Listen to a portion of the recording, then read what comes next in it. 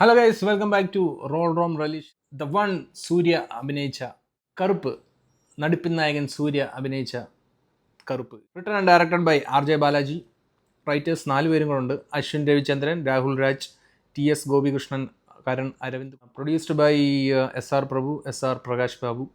ഇതിൽ പ്രധാന വേഷങ്ങൾ കൈകാര്യം ചെയ്തിരിക്കുന്നത് RJ ബാലാജി, തൃഷ, ഇന്ദ്രൻസ്, അനഘ രവി, നാറ്റി സുബ്രഹ്മണ്യം, ശിവദ, സുപ്രീത് റെഡ്ഡി, മൻസൂർ അലിഖാൻ, ജോർജ് മരിയൻ, അങ്ങനെ കുറേ പ്രഗത്ഭരായ കുറേ ആൾക്കാർ ഈ പടത്തിൽ അഭിനയിച്ചിട്ടുണ്ട്.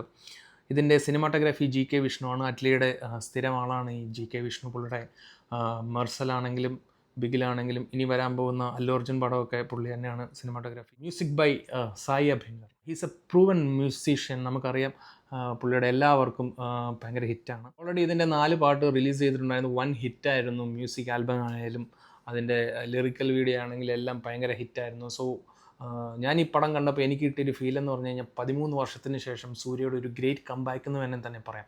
കാരണം അതുപോലെ എൻജോയ് ചെയ്താണ് പടം കണ്ടത്. പുള്ളിയുടെ എല്ലാ പടവും ഫസ്റ്റ് ഡേ ഫസ്റ്റ് ഷോ കാണുന്ന ആളാണ്. പക്ഷേ എനിക്ക് ഇതുവരെ 24 എന്ന് പറഞ്ഞ പടം കഴിഞ്ഞിട്ട് ഇന്നേ വരെ എനിക്കൊരു ഒരു ഫീലോ ഒരു ഗൂസ് ബംസോ അങ്ങനെ ഒരു എനർജറ്റിക് ആയിട്ടുള്ള ഒരു സൂര്യയെ കാണാൻ ഇതുവരെ കഴിഞ്ഞിട്ടില്ല. 2 പടം നല്ലതായിരുന്നു. അത് OTTയിൽ ഇറങ്ങി, സോറി റിപ്പോർട്ട്. പക്ഷേ തിയേറ്ററിൽ ഈ അടുത്ത് കണ്ട ഏറ്റവും കിടിലം പടം സൂര്യയുടെ, ഒന്നും പറയാനില്ല. കാരണം അതുപോലെ പുള്ളി അഭിനയിച്ച് തകർത്തിട്ടുണ്ട്. ഇതൊരു ഫാൻറ്റസി ടൈപ്പ് പടമാണ്.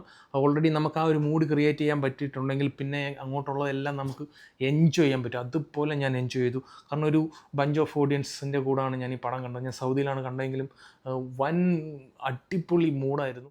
ഓൾറെഡി 14-ാം തീയതി റിലീസാകാൻ പറ്റാത്ത ഒരു വിഷമം ആ ക്രൂവിനും RJ ബാലാജിയുടെ വീഡിയോ ഒക്കെ നമ്മൾ കണ്ട. പക്ഷേ ആ ഒരു റിസൾട്ട് 15-ാം തീയതി അത് നെക്സ്റ്റ് ഡേ തന്നെ അത് കിട്ടി. കാരണം കറുപ്പ് അതുപോലൊരു കിടിലം പടമാണ്. ഞാൻ ഓൾറെഡി പറഞ്ഞല്ലോ, ഫാൻറ്റസി പടമായതുകൊണ്ട് ചിലരാണെങ്കിൽ അതിനെ കീറി മുറിക്കാനൊക്കെ നോക്കും. പക്ഷേ നമ്മൾ ഈ ലോജിക്കൊക്കെ മാറ്റി ഒരു ഫുൾ ഓൺ മൂഡ്, നമ്മളൊരു എനർജറ്റിക് പടം കാണാനാണ് നമ്മൾ ആഗ്രഹിക്കുന്നെങ്കിൽ നിങ്ങൾക്ക് ധൈര്യമായിട്ട് ടിക്കറ്റ് എടുക്കും. കാരണം അതുപോലെ കിടിലാണ്. ഓൾറെഡി ഇപ്പോൾ ഇന്ന് 2-ാമത്തെ ദിവസമാണ്.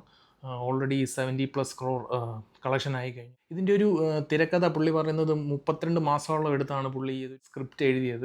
പിന്നെ ഇതിന് പല റെഫറൻസുകളും സെക്കൻഡ് ഹാഫിലോട്ട് വന്നു കഴിഞ്ഞാൽ ഫുൾ ഓൺ മാസാണ്, റെഫറൻസുകളാണ്, സ്പൂഫാണ്. നമുക്കെല്ലാം ഇഷ്ടപ്പെടുന്ന രീതിയിലുള്ള ഒരു ക്ലൈമാക്സിലൊരു സംഭവമുണ്ട്. അതായത് ഗംഭീരമായിട്ടാണ് അത് ചെയ്തിരിക്കുന്നത്. കാരണം വേറൊരാൾക്ക് വേണ്ടി എഴുതിയ ഒരു സ്ക്രിപ്റ്റാണ്. പക്ഷേ അത് സൂര്യയും കൂടെ ചെയ്തപ്പോൾ ഉണ്ടല്ലോ, ഒരു ഡബിൾ ഹാപ്പിനെസ് ആണ്. ഞാൻ ഈ പടത്തിന് കൊടുക്കുന്ന റേറ്റിംഗ് എന്ന് പറഞ്ഞാൽ 3.75.